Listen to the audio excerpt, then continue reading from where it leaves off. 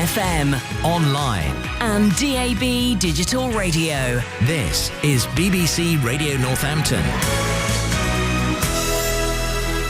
So it's 22 minutes past 4. Good afternoon to you, and it's Dan in for Rob today between now and 7 o'clock. Now, a music festival which started in the county last summer is returning this year. Rock Your Age is a not-for-profit or non-for-profit event in aid of Children's Air Ambulance, and it's going to be held in Wellingborough this year. Now, we're going to talk with this about two of the organisers, who are Lee Fairhurst and Dita Bumani. Is that right? Did I get it right? Yeah. Yes, yes, you did. Round of applause for the presenter, because I've been rehearsing that for all of about, 30 seconds or something. But thank you both for coming in anyway. Tell me about last year's event then. How successful was it?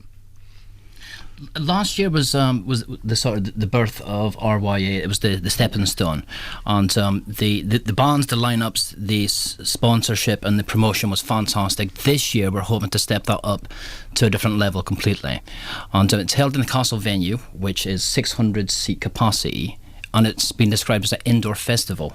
It really is something fantastic, not to be missed. What a setting! It is, it definitely is. And this year, like we say, last year there was Marshall on board. Marshall Amplification sponsored and supported it. This year we have local giants BLACKSTAR Amplification on board, and so many local support that it's too much to mention.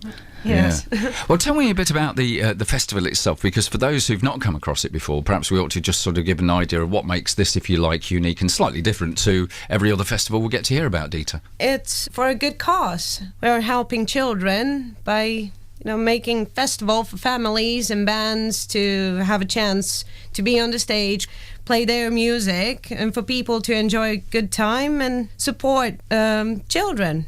Yeah. I've got to ask you about how you select the artists that you would like ideally to perform, because let's be honest about it, not everybody wants to perform for free, do they? So you're looking for special people here. That's been the hardest process, is actually selecting the bands. We've had so many people emailing and calling us from London, Norfolk, Birmingham, Milton Keynes, right here in Northampton, and we have to be selective.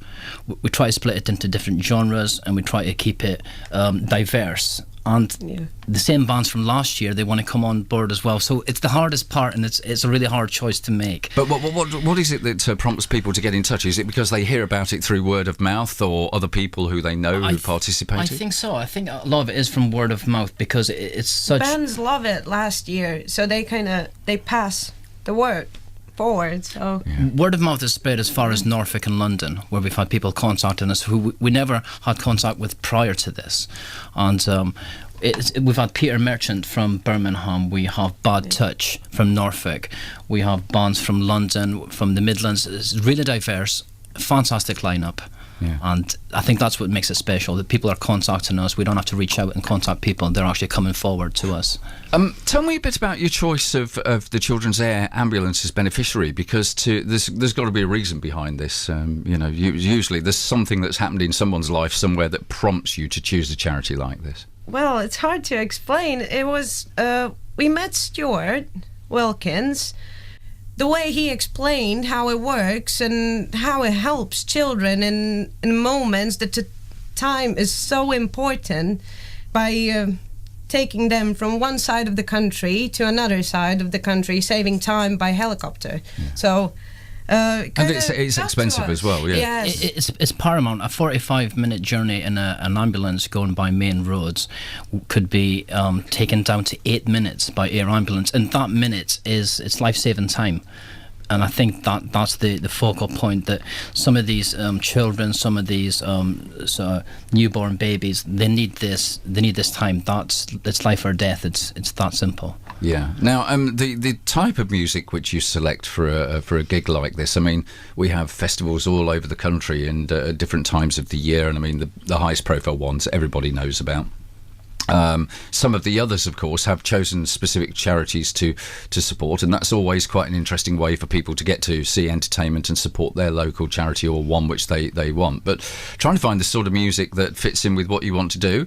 Have you got a particular genre, or is it a bit of everything? What sort of thing can we expect? It is a little bit of everything, because we want to make sure that we have something for everybody at the venue. We have what do we have? We have pop punk, indie rock, classical rock, industrial metal. Something a bit heavier. So as the day progresses through, we can take in the family members, the children, and as the night goes on and the evening goes on, there might be something a little bit heavier, a bit more fun.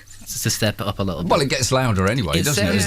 Let's be honest, Yeah, as the concert goes on. Now, your two roles specifically within all of this, I'd be intrigued in, because, I mean, if this were television, people will get where I'm coming from, because Lee is here in the studio and he's got a beanie hat on top of his head. He's got tattooed arms, he's in a T-shirt, he's looking very cool indeed, and I can't sort of decide whether or not you might be the sort of guy who'd be a performer or whether you sort of bursting into song occasionally, or whether in fact you're just one of these organisational types that looks the part, if you know what I mean. I think I might just look the part. My skills when it comes to drums or guitar would be described as terrible, and my singing could only be described as horrific. That's not stopped a lot of artists. It That really hasn't hasn't. stopped a lot of artists. And what about you, Dieter?